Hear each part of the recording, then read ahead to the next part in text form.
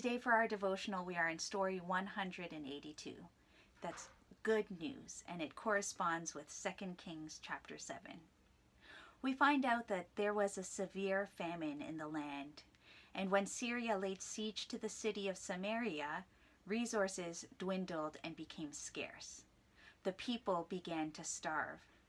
Now there were 4 lepers outside the city walls, and they were outside because they were considered unclean. They were ostracized, cast out far from this people, so that no one would touch, speak to, breathe the same air as, or have any interaction with them. Now, just like the people inside the city walls, these 4 lepers were starving. They were so hungry that their stomachs no longer ached with pain, but their body was feeding off of their own muscles. And so day after day, they grew increasingly feeble. And so in desperation, we read the lepers speaking to themselves, to each other, and they say this: "We shall die of hunger," one said. "We'd be no better off if we got into the city," the second remarked. "Why don't we go across to the Syrians?" the third suggested. "I know they might kill us outright, but then again, they might give us something to eat." "We shouldn't be worse off," the fourth agreed, "and we might save our lives." Can you imagine being in their shoes? They were already the pariah of society, jeered at, despised, and rejected because of their illness, but now they chose to set aside whatever self-pride they had left. They chose to give up whatever sense of self-worth was left to walk straight into enemy hands. In humiliation, the 4 lepers, they come upon the Syrian military camp and discover the place is deserted. The entire Syrian army's store of supplies, food, silver, gold, weapons, everything was abandoned. And so they set to ravenously eat and drink to their heart's content. But when they were fully satisfied, they had a choice. Should they keep their unexpected discovery to themselves, or should they share the unmerited gift with the people who had rejected them, their own people? The lepers say to themselves, "We should not be carrying on like this.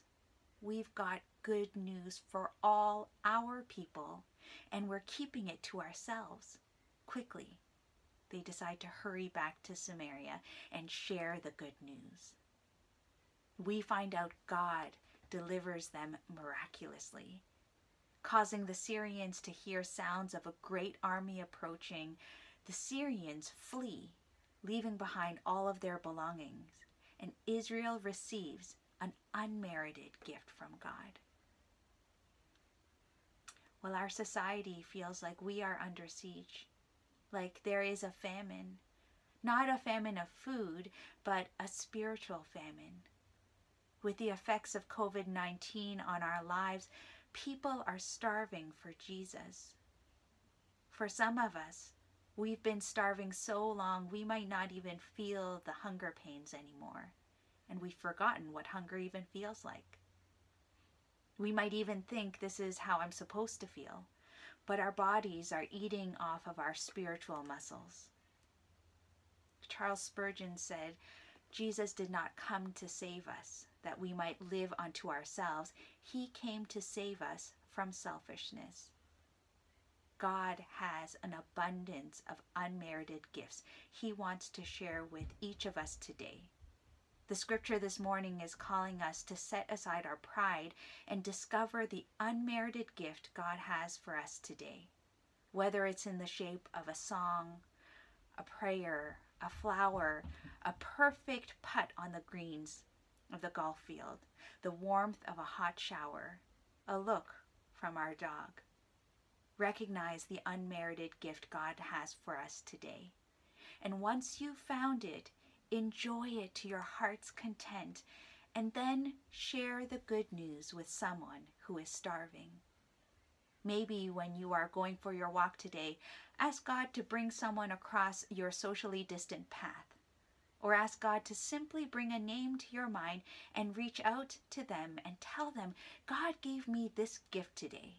Will you share it with me?